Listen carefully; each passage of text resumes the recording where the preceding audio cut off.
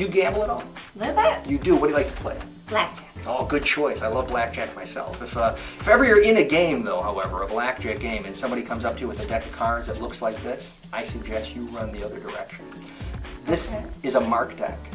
I know people don't normally tell you. This has got a tiny little blue spot on the back of the cards. That lets me know what the cards are as they pass by. It's hard to see, I admit, but it's marked in a second way. The second marking is these right here. You see that little 5 of hearts? That tells me that's the 5 of hearts. 2, 5 of diamonds over here. You probably have seen these marks before, but it's the ones on the back that most people haven't seen, and that's the one I'll try to show you right now. As I'm going through, just touch a card for me, whatever one you like. 9 of hearts, and how about another one? You did that so well, how about just one more?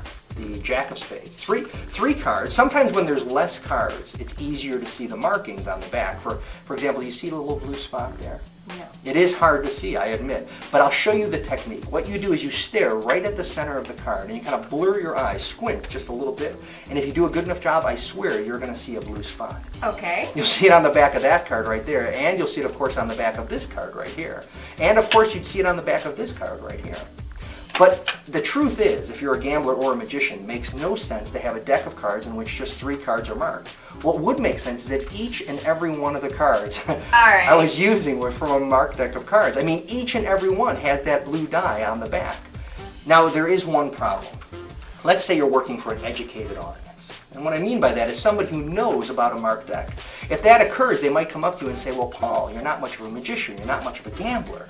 They'd be wrong. Well, the truth is, they'd be right, because they know I'm using a marked deck, which is why, for them, I never, ever use a marked deck of cards. Go ahead, check it out.